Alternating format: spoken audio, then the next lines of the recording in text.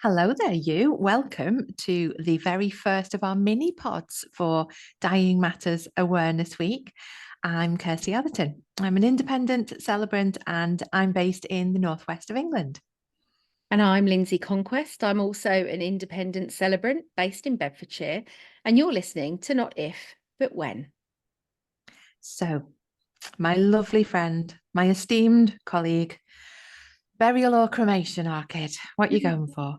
Oh, that is the big question for It is me. the big question. For me, it's a really, really big question. Tell me why.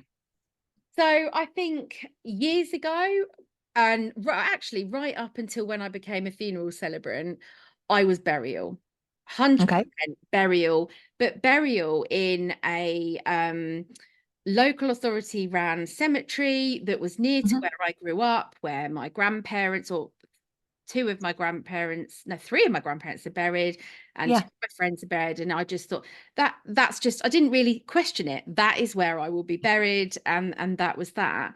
And then I think the reason for that is because I've always been incredibly scared of the thought of cremation because I've got Right. an intense fear of fire and being burnt. So I know I will be dead, Kirsty. I I was know going to say, do you want me to talk you through the process? No. I know that I will be dead, but so for Yeah. me, it was But that matters, doesn't it? yeah, That those things are irrational and you won't be aware of yeah, it, but they really matter now, don't yeah, they? yeah. And I do remember when I lost my first grandparent, my granddad, and being told that they were going to have him cremated, and I was Mm. absolutely horrified and terrified Yeah.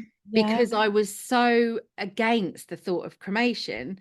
But Oh, now I'm working in this industry and I spend a huge percentage of my time at a local crematorium, which is lovely and we're so lucky yeah. to have, with amazing staff, and you That's start good to seeing know. the process. Then there's part of me I'm not scared of the idea of cremation now.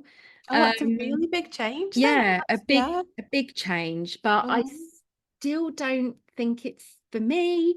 I think burial's still where my head's going, but now down the natural burial route. So Interesting. yeah, so let's hope I make my mind up and put it down on paper before the time comes where my family need to know what to do. Uh, so what about you, Kirsty? Where are you? Where's your head at with it? Well, my head is in the complete opposite direction, actually. And it's really interesting hearing your sort of origin story of it, really. So because I knew we were going to have this conversation, it's the first time I'd really sort of properly consciously thought about it. So my assumption was always cremation, just thought that's what you do. And that's very much based in I guess our kind of family tradition. That's what we do. We get cremated. And I think that there's a real unspoken tone that that's what people who don't make a fuss do. That's what the easy Right. people do. And that there's something potentially a little bit showy about having a burial, about being someone who has a grave in that Yeah. sense. Um, but I am a little bit showy in a lot of ways.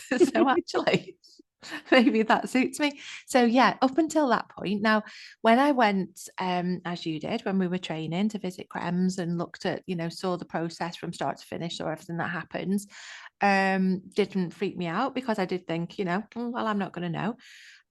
Didn't kind of sway me either way. But when I started to visit natural burial grounds, it really made me think, actually, yeah, this is for me. I'm a bit of an old sort of hippie at heart, really, and I really like the thought of just going back to the earth and dissolving into the earth and sort of being a part of that. And yeah, so I actually think I'm pretty much 100% really. Haven't decided on my actual location yet. Um, there is a natural burial ground which is near me, which is beautiful. But I think there's all the other kind of practicalities, isn't there? Like if so we've got quite youngish children still, haven't we? So I suppose we don't know where they're going to end up being geographically in years to come. And I very much don't want to, wed my family to, oh, this is the burial ground, when actually, maybe my daughter would really like it if it was near her, and maybe she's going to live in, I don't know, Bedfordshire. Yeah. Or You never know. She you might never choose know. You never know. Bedfordshire. Yeah. Yeah. So yeah, I am team burial for me, In definitely burial. now. I know when talking about children, and when I mentioned to my youngest, who's now 15, that I was sort of, more down the burial route, but possibly toying with the cremation route, her words to me were, "Mummy, I lose everything. You have to be buried so I know where you are, because if I've got your Oh, ashes to look after, I oh, the can't pressure. promise you that I will keep them safe, and I don't want to lose you." So That is so beautiful. so she wants to know that I've got a safe place that she can visit, but she Oh, doesn't trust herself with an urn full of my oh, ashes. So if I that, got cremated, I'd have to give her somewhere to scatter them, maybe in with her pet frog. She yes, wouldn't lose me maybe. then. She definitely wouldn't lose you then. Do you know that child makes my heart swell? That's beautiful. That Yeah. is beautiful. I wonder if by then, though, there'll be some kind of like tracking device that can go in your own. Like you can kind of like, find my mum on your phone You and you can, probably could do an air tag on it anyway, couldn't you? If that's what they're there called. you go again with your technology. Sorry, yes. Oh, bless her. No, that's a good point, though, isn't it? And Yeah, also, when people do get cremated, and there are a lot of urns in wardrobes, aren't there? there are. There are a lot, very often people will say to me, well, we didn't know what to do with this. So, my Auntie Ethel's in the wardrobe upstairs, or my grandma's, in the cupboard under the Yeah. stairs, or yeah. So it's a real thing, isn't it? What do you do with them if you get them back? Yeah. You definitely don't lose them because you No, keep them with that don't frog.